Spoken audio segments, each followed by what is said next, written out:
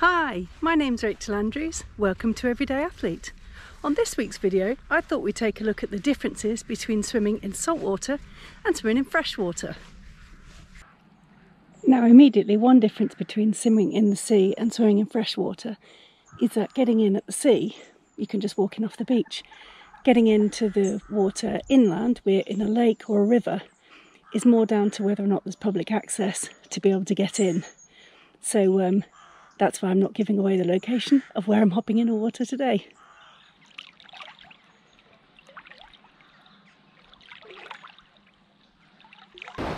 Now, one of the most obvious differences between swimming in freshwater, at least in small lakes and rivers, and swimming in saltwater or the sea, is having to fight your way in past the breakers. Now, as you can see, today that's a pretty tricky activity if perhaps I was a mouse. So given that I'm not a mouse, getting in through these gigantic breakers won't be an issue today, but it's always something to think about when you're getting in, whether or not, although you might be able to get in, will you be able to safely get out. So that taken, I'm going to get in. One difference we have is that if we're swimming in a lake, there'll be no current. Perhaps in a reservoir there may be some movement of the water where they're aerating it, so that's one of the things that the water companies don't like you being in the water because of. And but on the sea we might not notice the current initially, so whereas here, as I head out, it's going to become immediately obvious because I'll suddenly speed up that I'm in the flow and I can see the flow and I know which way it's going as soon as I get in. When it comes to getting in at the sea, it's not always so obvious.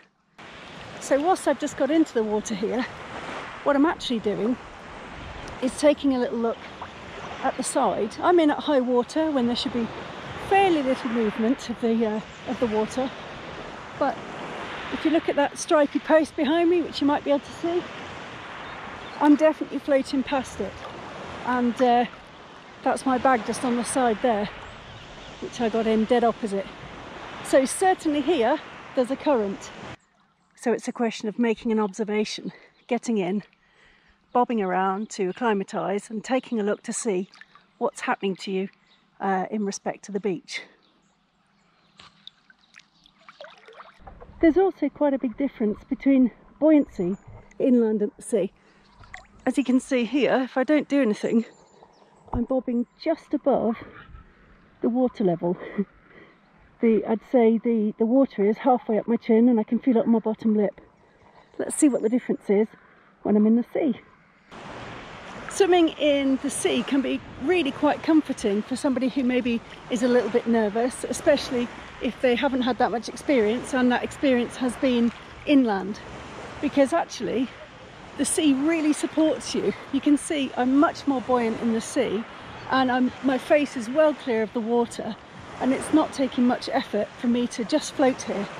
So compared to when I was in the river and the water was just below my lip, in fact it was touching my bottom lip, so my face was only just clear of the water when I was just hanging in the water. It's really, that I think is a really big difference, because when a sea swimmer goes into freshwater, that is a real shock, just how low you are in the water, and it feels like you have to fight to stay on the top. So it could be said that swimming in saltwater is easier because you're more buoyant and you stay closer to the top, so potentially it takes less effort. However, there's always going to be a but with that. If it's lumpy and you're having to sight more often, if you're getting pushed around by the current and you're having to fight a bit more, you might be more buoyant, but you're possibly not making as much progress as easily as you may do in a lake or a river. Something that I notice immediately when I get into different bodies of water is the temperature. So I'm feeling a little bit of a tingle on my skin being inland today, and I would say it's going to be a little bit cooler than it will be when I get in at the sea later. But it is much warmer. And I'll be able to tell you, I'll pop up the temperature on the screen when I have a look, because I've got my watch going, so we'll be able to look to see if it's just my perception or whether there is maybe I don't know, 3 or 4 degrees difference, I think. Now the lucky thing about swimming breaststroke is that in the sea I'm able to keep my face well clear of the water. But of course a little rogue wave might splash me and then I'd get a really fairly strong taste. And it's not until you train or swim a fair amount in the sea that you become aware of just how salty the sea is. Sounds really funny, but if I do a training swim in the sea, I can end up with my tongue feeling funny and my mouth feeling funny for quite a long time afterwards, whereas obviously swimming in freshwater, no real taste. I'm not kind of going around drinking it, but if you're swimming front crawl or fast breaststroke, or you just end up with some water in your mouth, there's definitely a big difference. Now that salty difference also has an effect on chafing. So if you're swimming in a wetsuit, then you can end up with quite a chafe from swimming in the sea. The salt just rubs, and I've had my neck rubbed raw before from it and not really realised until I got out, and then it's felt just terrible for days on end. Whereas even when I swam in that wetsuit for 10k the other week, I didn't have a rub at all, not a sausage. So that is a big difference.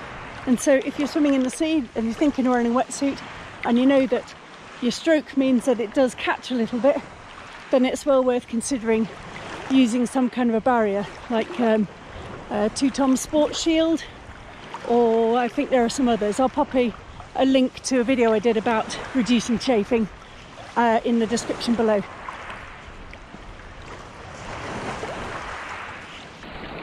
Now something some people can suffer with in the sea is seasickness, and that might seem surprising when you're swimming, but if you think about it, even today when I'm just gently bobbing up and down, it's not the same as swimming in flat water or swimming in a pool.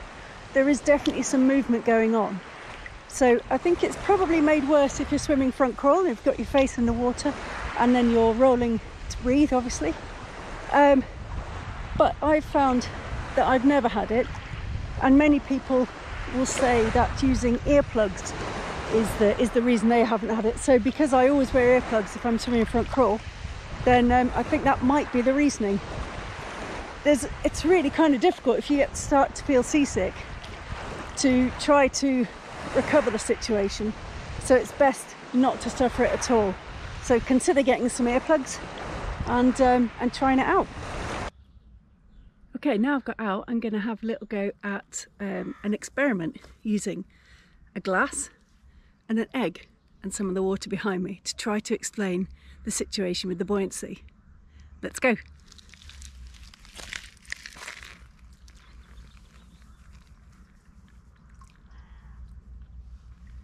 Now, this being fresh water, the egg should sink. It is fresh, I got it from the farm this morning. Let's pop it in there. Oh, immediately it sinks like a stone. Let's remember that for when I try this at the beach. So it is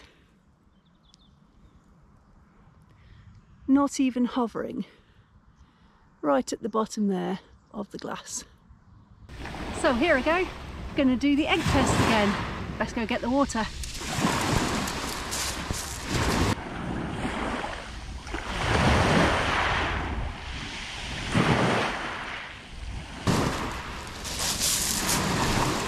So remember before, in the fresh water it bounced off the bottom. Let's see what it does in the salt water.